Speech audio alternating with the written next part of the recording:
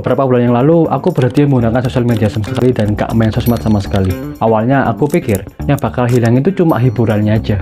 Ternyata yang hilang itu justru lebih mengejutkan. Aku di sini mulai sadar, banyak keputusan yang selama ini aku anggap berasal dari diriku sendiri, ternyata hanyalah hasil dari apa yang terus kulihat selama ini alias apa yang aku konsumsi selama ini. Kita sering berpikir ya kan ya, media sosial itu cuma mencuri waktu kita. Tapi menurutku, yang jauh lebih berbahaya adalah sosial media itu membuatmu perlahan mulai kehilangan dirimu sendiri.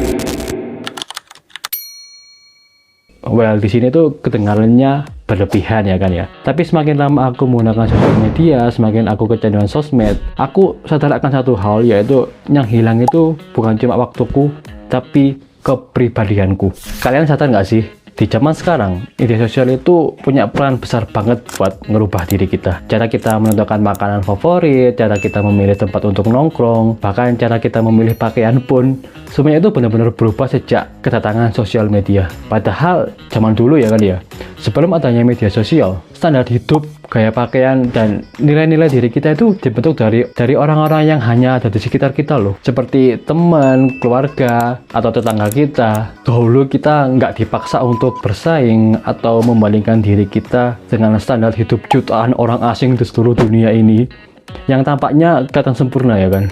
Ini membuat penerimaan terhadap diri sendiri itu jauh lebih alami. Sedangkan zaman sekarang, begitu membuka layar HP saja, kamu langsung membandingkan hidupmu dengan miliarder usia 20 tahun di Amerika Serikat sana. Kamu mulai membandingkan dirimu dengan model fisik yang sempurna dari Korea. Kamu melihat orang-orang flexing kekayaan di sosial media. Otak kita secara gak langsung dipaksa untuk bersaing dengan standar 8 miliar orang di bumi ini. Does not make sense, I mean. Dari semua fenomena ini pasti memiliki dampak ya kan, yaitu krisis identitas atau insecurity akut. Karena setiap hari kita dipaksa untuk melihat highlight real cuplikan terbaik orang lain dalam skala global ya kan. Dampaknya itu munculnya rasa tidak aman atau insecurity pada diri kita yang secara konstan, dan efeknya apa? Kita akhirnya merasa sering tertinggal alias kita merasa FOMO, kita merasa fisik kita kurang profesional atau merasa karir kita itu jangan di tempat. Akibatnya banyak orang itu mengalami yang namanya krisis identitas atau quarter life crisis. Dan ujung-ujungnya mereka itu lelah menjadi diri sendiri dan mulai terobsesi untuk menjadi orang lain yang mereka lihat di sosial media. Selain itu, kamu juga akan mengalami yang namanya kelelahan mental atau yang disebut dengan digital burnout. Otak manusia itu sebenarnya nggak dirancang untuk menerima informasi, emosi, atau stimulasi sebanyak yang disodorkan media sosial di setiap harinya. Dalam waktu 5 menit kamu scrolling, kamu bisa melihat berita duka, video komedi, kamu melihat orang yang pamer kekayaan. Overdosis informasi kayak gini itu bikin mental lelah secara konstan atau bisa disebut dengan mental fatigue. Fatigue, betul nggak ya cara bicaranya? Fatigue.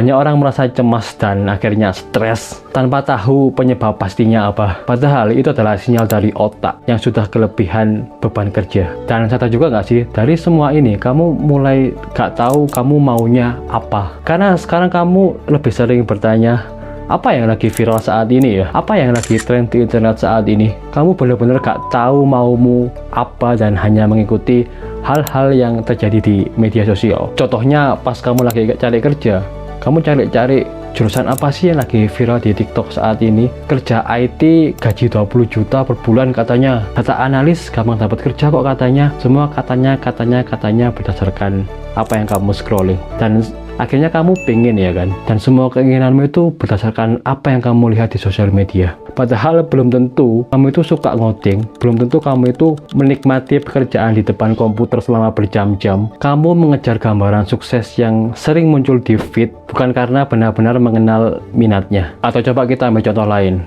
Misal kamu pengen jadi content creator ya kan. Pertanyaannya kenapa? Kenapa kamu pengen jadi content creator? Karena kamu memang suka berkarya? Atau karena setiap hari kamu butuh melihat video content creator yang beli rumah, content creator yang beli mobil, atau content creator yang selalu liburan ke luar negeri? Dan akhirnya kamu pengen jadi content creator karena hanya melihat mereka.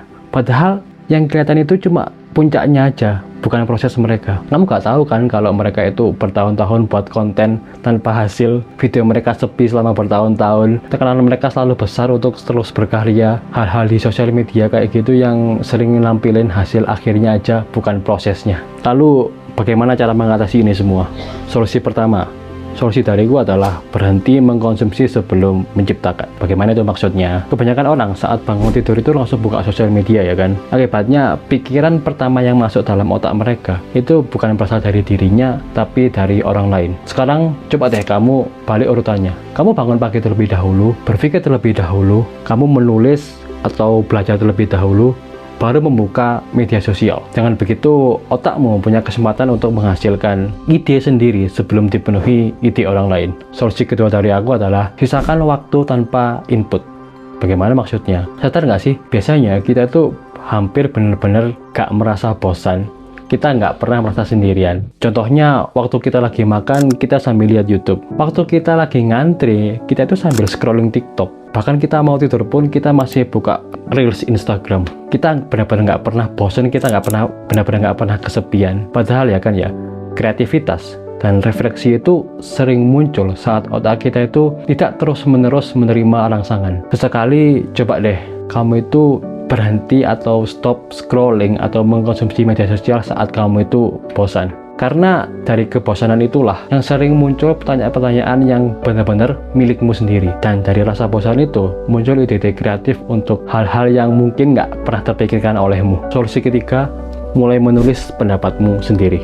Jadi gini, setelah kamu melihat banyak konten, terutama konten-konten edukatif, jangan langsung scroll lagi. Coba aja, tanya ke dirimu sendiri terlebih dahulu. Kira-kira konten ini betul nggak ya? Kira-kira orang ini masuk akal nggak ya? Kenapa orang ini memiliki pendapat seperti ini? Selalu tanyakan hal-hal tersebut ke dalam pikiranmu sendiri. Coba deh kamu menulis jurnal atau sekedar mencatat. Itu akan benar-benar membantu pikiranmu dan membedakan mana pendapatmu dan mana pendapat yang hanya kamu serap dari orang lain.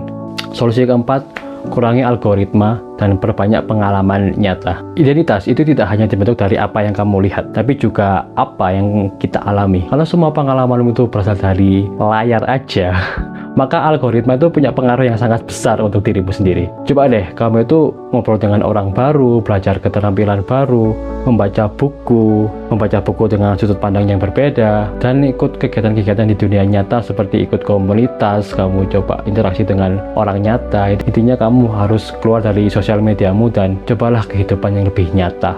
Solusi kelima, kamu harus berani gak mengikuti tren. Gak semua tren harus diikuti, gak semua opini harus dimiliki, gak semua kebiasaan viral itu cocok dengan dirimu. Kalau semua orang lari maraton, kamu gak wajib ikut. Kalau semua orang bangun jam 5 pagi, belum tentu pola tidur terbaik untukmu. Kalau semua orang pengen jadi content creator, bukan berarti kamu juga harus jadi content creator juga. Mengenal diri sendiri seringkali lebih berarti. Percayalah, berani berbeda ketika memang itu hal yang paling sesuai dengan nilai dirimu dan tujuanmu. So, di sini aku nggak bilang kamu harus menghapus sosial media, kamu harus stop sosmed, enggak. Aku di sini juga masih menggunakannya. Tapi setelah memahami semua ini, seenggaknya kita jadi sadar bahwa sedikit demi sedikit mengkonsumsi media sosial itu benar-benar membentuk cara berpikir kita. Dan kalau kita nggak berhati-hati, suatu hari kita bisa menjalani hidup yang sebenarnya nggak pernah kita pilih. So, you must be careful. So, sampai sini aja. I'm Zo. See you on the next video. Bye-bye.